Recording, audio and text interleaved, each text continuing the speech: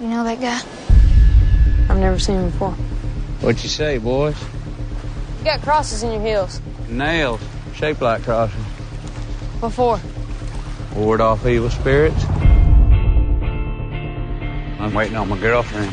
She got these birds tattooed on her hands here. Nightingales. Good luck, birds. Well, here's mud in your eye. God damn it. Well, at least you didn't sing the Primus song. That's No. You mean that song that goes, "My name is Bud"? No, yes, that's the one, co-host. I'm glad nobody did that. What a relief. That was a close one. It's a lot better than what he did. Come on. Is it? Yeah. I'm not sure it is. Kind of neck and neck there. Oh, please comment. Yeah, let's have a poll. Yeah, let's have a poll for once. A real one. One that matters. But Mud is a 2012 film. We got to see this at South by Southwest this year, and I can safely say this was one of the standout films of the whole festival. At least it was for me, anyway. Yeah, it was. To me, while I said that Zero Charisma was my favorite film, I thought this was the best film that I saw. Well, and it's Really? No. That's surprising. Yeah, Zero Charisma still rules those charts for me, but this was good, but I don't know. I thought it was kind of predictable at the end. It's funny, co-host, because I almost didn't see this because you were saying, I heard, in advance you saw it before us, and you were like, man, I like Take Shelter better. But it just turned out that this was showing on a Sunday where it had nothing against it. I was up. I was like, well, I'll just go check it out. And I was like, man, I'm in love with this film. I was too. There's something about this director, Jeff Nichols, who did Take Shelter previously. He has this weird sort of subtlety to his work with his characters. It's sometimes the less said, the better in some ways with the way he manages to make these characters have so much depth. I mean, it's a combination of the way he shoots his films, the way he scores them, and just the fantastic performances he gets out of his actors. Now, previously, Take Shelter certainly brought Mike, if he wasn't already, Michael Shannon to everybody's like, wow, who the fuck is this guy? Yeah. With those googly eyes on either side of his head. My googly eyes can act like a mofo. But this time around, last year was the McConaissance, the year of Matthew McConaughey, and he is not messing around. It seems like he keeps topping himself, and certainly Mud seems to be really pretty much a career mark for him in terms of like performance. Yeah, you're absolutely right about that. It's like just when you thought last year he reached his pinnacle, he's like, no, I still got more. I can take this character and make him dangerous, and you don't know what he's going to do, and then you'll fall in love with him at the same time, and still never quite trust him. Yeah, never even completely know him, really. Yeah. But he remains a fascinating redneck enigma. But the story here takes place in Arkansas, following two teenagers, Ellis and the unfortunately named Neckbone, who neither are black, by the way. That's a crime in itself. Who are at that age when, disobeying is part of your parents, is part of just being a kid. And one of the things they do is they go out and they take the boat and they... Yeah, because they live on the water. Yeah, they live on the water. So they take the boat out just to go screw around. And they're like, well, let's go out to that island. We've never been to that island. I hear there's a boat on the island. Yeah, up in the trees. Yeah, up in the trees. Like, well, we got to see that shit. I mean, I know if I was 13 years old or so, I'd be like, you're damn right we're going to go see that boat up in the trees. I was hoping he'd run into that little girl, that post-apocalyptic movie. Oh, yeah. Beast of the Southern Wild. Yeah, there you go, do a mashup between the two. Exactly. I know, it does look like it's like right before that, like maybe 10 years before that movie starts. Taking some cues from Marvel. The kids go out there and they find the boat and they're like, oh crap, someone's actually living here. So they start to leave and they go back to get back to their boat to leave, and they see standing out on the beach, there's Matthew McConaughey, all half shirtless and fishing. Going, just like the Matthew I remember. He's like the world's sexiest homeless guy. Hey, you kids don't have any pot on you, dude. Sure be cooler. Hey, Cyrus. That's Matthew McConaughey 1.0. This is 2.0. Oh, okay. This is hey. We've gone beyond that. But like, he quickly forms a strange sort of uncertain bond with these kids who are sort of repelled and fascinated by him at the same time. He basically says, look, I can't go into town because I got to be here on this island to wait for someone who's going to meet me here, which if no one who was 13 would have bought that story, to be fair, but they go, if you bring me some food back, I will definitely make it worth your while. Yeah, I'll give you my gun. Yeah, and I'll let you have the boat. Right. And the tree. I would have asked him, who are you waiting for? Gilligan and the skipper? Like, what is this? Probably Marianne. So the kids start a process of like going back and forth on the island, bringing him food, finding out more bit by bit by what's going on with his world and what it is exactly he's doing on this island. And it's not like one of these films where it's a really complex mystery. It's actually relatively simple on the whole, but the way it falls together is so naturalistic. The relationship of Matthew McConaughey with the one kid, I believe it's Ellis that he becomes closer with, if I'm not mistaken. Well, Ellis is Ty Sheridan. Yeah, Ellis is more of the main character in this movie, by the way, to let everyone know. Yeah, it's pretty much his story. It's coming of age story, obviously. But, yeah, I mean, the majority of the movie is just, his relationship with this guy and just his idea, being a young kid, wondering who he's seeking for, just kind of curious. And when he discovers that, it kind of, it takes his... It takes his point of view on the whole idea of being in love and what a relationship is. He really takes it to heart. It is a good snapshot of how a 13-year-old thinks of being in love with these grand ideals, and especially to meet a guy like Mud, an enigma like Mud, who also has a love interest who he's trying to reconnect with. It romanticizes everything to a great degree and to, much to its detriment as well. One of the things I liked about this movie is that, yes, it's so much a coming-of-age movie, and what you don't realize at first, but it slowly becomes from the background, is a film noir, where, there's some nefarious shit that's going on, and it's not brought to you right away, because at first it's like, hey, this Mud guy, people looking for him, it's kind of dangerous, but you're like, well... I don't know, is he or isn't he? But the more the story, comes out, she's like, "Ooh, this is really good. I want to know what's going on here." Yeah, because you can't help as an audience member, even though you're just like the kid is, where you don't really trust him either, but you do like him. Yeah. And you want to know more. I think, Coast, you nailed it when you were talking about like the coming of age aspects of it that have relating to love. It's like your average coming of age story seems to hit certain beats. This doesn't hit any of those beats. It goes about it in such a different manner of sort of making a kid's idea of like trustworthiness and honor and how he views woman, as a sort of purity in and of itself, right. And how all that is not destroyed, but forever and irrevocably changed by his friendship and his experiences with Mud, which is Matthew McConaughey. Yeah. They didn't name it after the mud on the island. Maybe we didn't make that clear.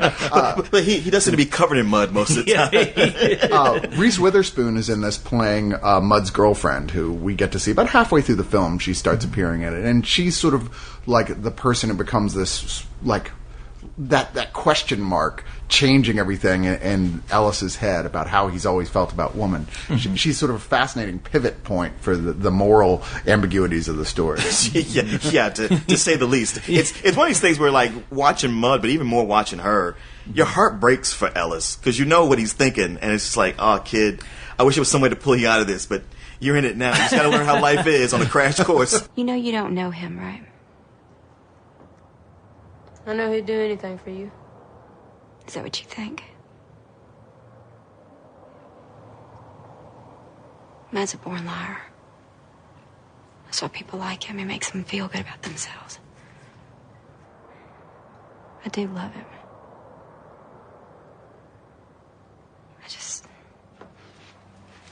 can't spend the rest of my life running away with him. It is. We all see it coming. Where it's like, dude, oh man, I wish I could be there to help you to be that guy. So look, man, don't invest too much in this, all right? but you brought it up, and I can't say enough about what great actors these two kids are, because it's the kind of thing where it's Ellis's story, but it's him and Neckbone as best friends, and having bad kid actors can just ruin a movie. Oh yeah, easily. And these kids are amazing. Yeah, like, Ty Sheridan is Ellis, Jacob Laughlin is Neckbone. Ty Sheridan previously was in the main kid in Tree of Life. Oh, okay. Yeah. Oh, Which you That's didn't why I see. never saw it. I never saw it. I feel like should I see it now because he's in it? I'm surprised I didn't fall asleep as soon as I saw him in this. But no, I mean you're right. Ellis, the character Ellis, him and Mud. I mean, when they're hanging out, I mean, you definitely see some serious bonding going on. Especially like Mud in some ways becomes sort of like a distant father figure to him. Yes. Which I really dug. But the one tragic thing about this is that Michael Shannon is in this movie. Except he's more of a cameo than anything. And I'm like, what the hell? I was in the theater going, right after the movie, I was like, how in the fuck do you waste Michael Shannon's time with this? When you're shaking the theater manager, bring me Zod! I came here for Zod! I know. Where is he? Yeah, we always want more Michael Shannon, which is probably the first time in that man's entire life that this has been the case for him. I said before that, it was just like, hey, Mike, oh, God, the girl's talking to me. Oh, God. Yes? We wonder if you could be Frankenstein this year again. Damn it. Sure, ladies, I guess. I don't know. I was honestly, when he popped up on screen, I was really expecting a bigger role from him, especially like when he was like, hey, Ellis, what are you doing? Where are you going? Who are you hanging out with? I thought, oh, maybe at some point there's going to be some confrontation or there's going to be something interesting. Maybe he knows this character, but no, not at all. He's just kind of there. He's there. I mean, and there's several really good actors in small roles here. Sarah Paulson has a small role in here. Oh, yeah. Sam Shepard is great when he comes into this very late in the film as Sam Shepard is that character who kind of explains more of what we need to know about Mud. He's the biggest connection to Mud. He is the Rosetta Stone that Right. pieces it together for the kids. Joe Don Baker is in this, Ray McKinnon. It's got a really good cast, but really it's one of those films that like all these pieces separately wouldn't have worked without a solid guy at the helm who had an idea of how to put it all together. Yeah. And it's that complexity of those moral issues that are in here, like much more complex than you ever see in a coming of age story like this. And his whole style that makes it just a fascinating film. You just can't tear your eyes away from it. It really. Oh, go ahead. I was going to say, you really can't.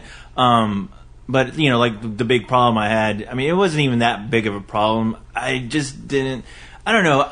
I kind of saw the ending, the whole last act. I kind of saw that kind of unravel when I was like, oh, I hope they don't go this usual route with it. And once they did, I was like, it's too bad because, with a story like this, it's like, especially for coming of age, it's they bring in a lot of things into the subplot that you just would not expect in a movie like this, and that's what I really dug about it. But once it just seemed like I was like, oh, I hope they don't go this route. And when it did, it kind of, I don't know, it didn't ruin the movie for me, but at the same time, I was like, I wish they would have done a little something different. Do you mean in the sense that they kind of like the first 2/3 are much more like character based, slower paced, and then the end is kind of an action?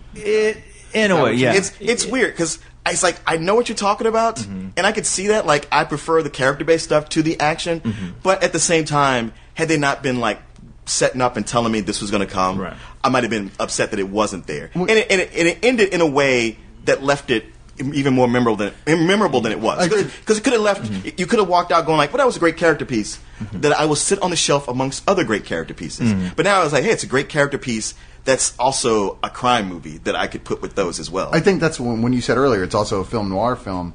That's why it didn't bug me having that ending. That's why that felt normal to me. I was like, well, this whole film has been building towards violence. Yeah. And when it does erupt, it's rather shocking and extremely violent. And I think for me, it hit all the right notes. Now, there's a little epilogue that some people said they didn't really care for the final thing. They would have preferred more ambiguity, but I liked it. I mean, this is the type of film when you come out of this whole thing. I can't say too much about it, but basically, your affections for characters in this film, you don't want them to end on a bad note, really. Because as much as this is a film noir, it's also kind of a comedy and lighthearted in points.